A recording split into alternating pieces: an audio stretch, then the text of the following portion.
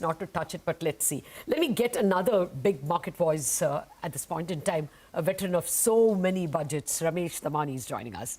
Mr. Damani, let me get away from all this capital gains for the moment and get to the big numbers.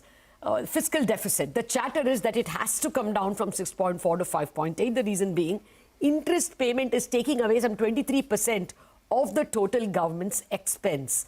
And it's 38% of the government's revenues that interest is consuming. So will you watch the deficit number very carefully? There's an HSBC report which says that, in championship cycling, it never gets easier. You just have to go faster. I think that's an apt illustration of the fiscal deficit number. It used to be, if you remember, in the 90s and the early 2000s, that was the singular number that the market looked at, and the budget would fall or rise based on that number. For some reason, post-COVID, the numbers become more relaxed. We're expecting to come in at 6.4% this year. The government has a glide path to 4.5 in the next 3 years. So we would expect 0.8 reduction in each of these years. So we would expect next year's to be around closer to, I think, 5.8 or something in that neighborhood. So it is an important number, but for some reason, the market is a bit more relaxed about it in the post-COVID era. But the other number that I would pay a lot of attention to is the current account deficit, which has been running at 4.4%, which is unusually high for us. And with oil prices coming down, that should be tempered a little bit.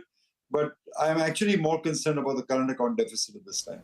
Okay, so the current account deficit is more concerning to you than the fiscal deficit number. Got that. But, stock market participants are terribly worried about any changes to tax rates on short-term capital gains. What if they're equated with debt? What's your take on what to expect this time around? There's an old saying which I love: why kill the goose that lays the golden egg? I mean, short-term capital taxes, to my estimation, a few years ago, raised 8,000 crores. Now the number in total capital gains is about 80,000 crores. STT, which you'll recall that Yashwant Sinha started, was maybe a few thousand crores when he started it. Now raises 30,000 crores. So the markets have to be buoyant. And if you raise the short-term rates to debt rates, which is about 30% of marginal tax rate, it would impact the prices of the stock, it would impact sentiment of the stocks, and it would impact volumes in the market. So I don't think it makes too much sense, particularly when you have such a buoyant period ahead of you in terms of stock collections and receipt collections. Mr. Damani, a more general question to you. What do you want to hear on the budget? What would make it good from a market standpoint, according to you? Other than the fiscal number and the traditional things you look for in the budget, I particularly have three things that I look forward to. One, of course, is the disinvestment number. But to be very fair with you, that has always been a disappointment. Ever since the Bajpayee administration 20 years ago privatized IBP and BSNL, as you recall, I think that has been basically a failure or lack of political muscle behind it, which surprises me because, the government has a majority in Lok Sabha, a majority in the Rajya Sabha, and they publicly said that they only want to keep strategic enterprises and not the non-strategic PSUs. Despite that, the progress has been almost glacial in manner. But still, out of habit, I look at the number very closely. The two other numbers that I'm particularly interested this time is the defense capex outlay and the railway capex outlay, because some of the shares that are now listed directly benefit from that outlay. And while the order books are still fairly robust, it never hurts to have a few more thousand crores of orders. So I would look at those three numbers particularly closely. Those are the ones that, the other ones, the outlay for rural health, education, all are important. But from a market perspective, those three are important to me.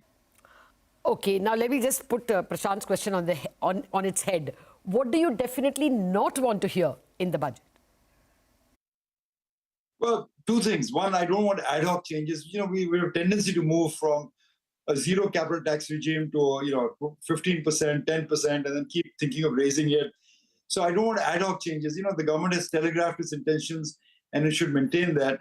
I think the one that would really worry the market, and there was a lot of rumors about that going around maybe a year back or 6 months back, but I haven't heard too much chatter right now, is the government is rethinking of introducing a wealth tax or an inheritance tax.